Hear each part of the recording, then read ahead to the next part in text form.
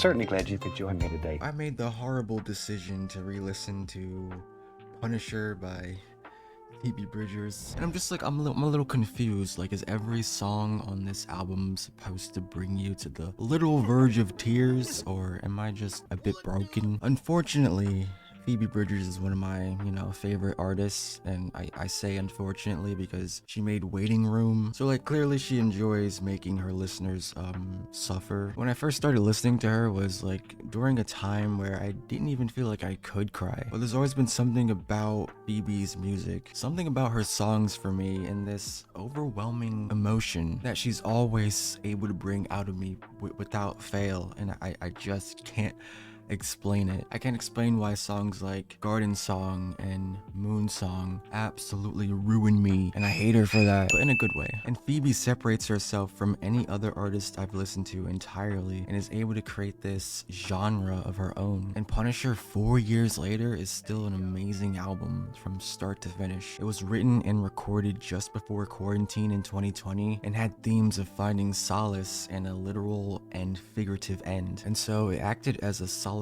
in itself from the same circumstance going on in the real world. And during a time that very much felt like the apocalypse, and a time that was so uncertain, and it was the first album to capture what we were all feeling in real time. It's an album that pulls you between so many different emotions. It's an album that our generation very much needed, especially in 2020. I first really got into Phoebe February of 2020 from her song Motion Sickness. For some reason, I didn't dive deeper into her other music though. It was actually several months later in October, after falling asleep on Spotify and waking up to a recommended song playing, and that song was Graceland 2. I can't explain the feeling of just waking up to a song you've never heard before, and it just hits so different in a way that's just different, and I just had to listen to more of the album after that. The song's about a troubled girl who goes through some kind of traumatic event, but she lived through it and now she can do anything she wants to. And so she gets in a car with no specific destination in mind, but winds up choosing to head to Memphis for a new start and to reclaim her independence. This track shows what Phoebe does so well as an artist. It's this kind of specific and vulnerable and thoughtful songwriting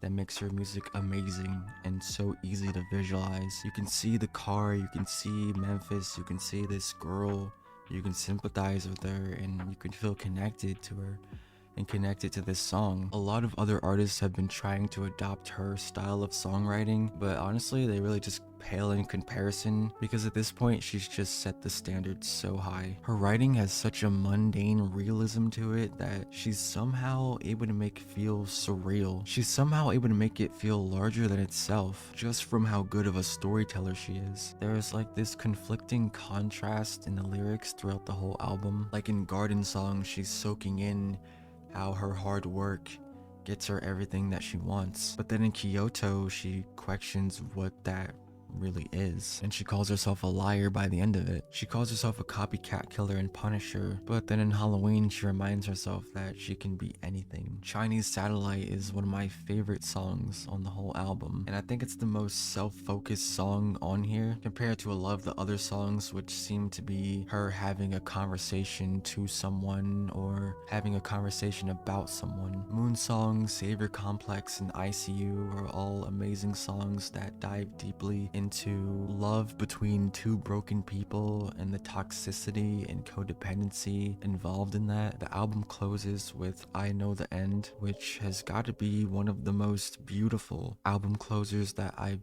ever heard, and Phoebe paints such a vivid image of the world ending. Everything about this song is cinema, from the vocals to the lyrics to the video that they had with it, to the strings, to the guitar, to the build up, to the chants of the end is here, and then you have that epic metal scream at the end. This song sounds like what the end must feel like. I used to walk home from my job at Walmart, and it was like a 40-minute walk at like 12 a.m, 1 a.m. some nights.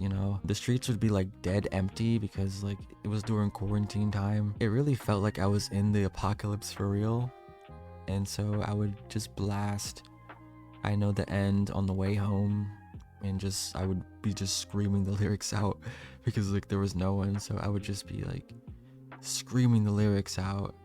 And I think that was the only kind of therapy that I needed at the time. It just made me feel okay, you know?